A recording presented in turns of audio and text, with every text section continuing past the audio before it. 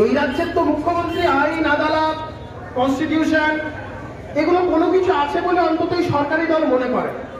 যদি মনে করতেন কোন সংবিধানের নামের মুখ্যমন্ত্রীর এত বড় হিম্মত হতো না যে হাইকোর্ট ডিএকে অধিকার দেওয়ার পরেও, অধিকার বলে আটকা দেওয়ার পরেও সেই রাজ্যের মুখ্যমন্ত্রী অধিকার নয় কি ওইছে।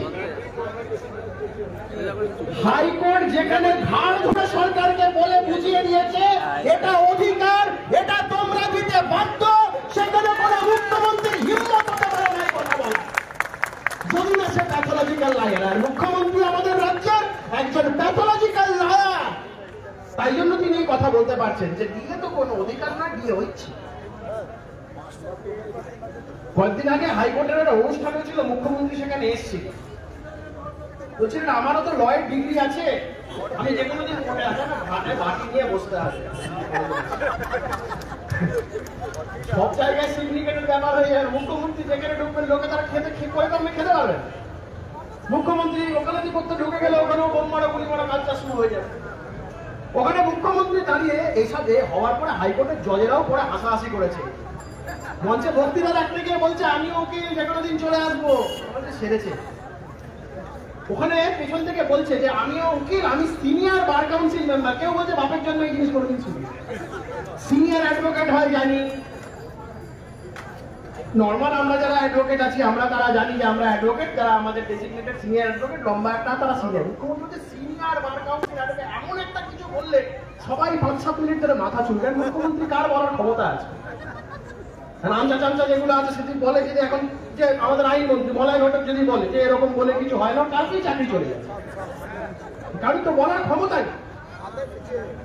এখন গরু ছাগল ভেড়াদের মধ্যে কারুর কি মাথা তুলে সে মানে ওখানে সিংহের মতন গর্জন করার ক্ষমতা আছে? নেই।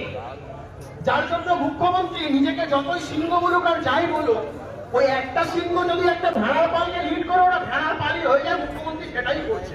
কারণ একটা অত বড় সিস্টেমের মধ্যে কেউ মুখ্যমন্ত্রীকে দাঁড়িয়ে বলার হিম্মতটা নেই যে দিদি আপনি এটা ভুল করছেন। আমরা এখানে মুখ্যমন্ত্রীর কোনো বিরোধিতা করার জন্য এটা কোনো রাজনৈতিক মঞ্চ নয়, রাজনৈতিক কথা বলো আমরা 100টা মঞ্চ আছে সেখানে কে বলতে পারে। আমি এর আগেও বলেছি যে মানুষের যারা চাকরি প্রার্থী, যারা দীর্ঘদিন ধরে চাকরির দাবি নিয়ে যারা আন্দোলন করছেন, আমি বলেছি তাদের মুখ্যমন্ত্রী মানেন, আমি মুখ্যমন্ত্রীর পা ধরতে পর্যন্ত রাজি আছি। যে মুখ্যমন্ত্রীর জন্য আমি মাথা চুলকা নিয়ে ঘুরছি সেই মুখ্যমন্ত্রীর পা ধরতে পর্যন্ত রাজি। আমি সেই মুখ্যমন্ত্রীর পা ধরতে রাজি যদি এই মুখ্যমন্ত্রী এই মানুষগুলোর দিনের পর দিনে ন্যায্য নিয়ে দাবি যদি মেনে, এটা এখানে কোনো লজ্জার কোনো ব্যাপার নেই, ন্যায্য অধিকারের বিষয়। আমাকে একটু আগে বলছিল মুখ্যমন্ত্রী ভয় আসে না, ভয়ের ব্যাপার না, রাজ্যের মুখ্যমন্ত্রী উনি ভয়টাই পাবেন না, উনার হাতে এত পুলিশ আছে, যে কোনো মুহূর্তে পুলিশ লাঠি বাটি চালিয়ে দিতে পারে, ভয়টার কোনো ব্যাপার।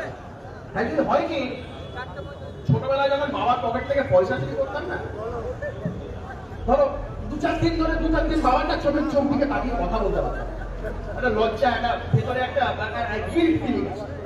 তাই মুখ্যমন্ত্রী এখানে যদি বসে থাকতেন জানলা দিয়ে তাকালেও ওনার নিজের মধ্যে একটা গিল্ট ফিলিং হতো, একটা অপরাধ বোধ হতো।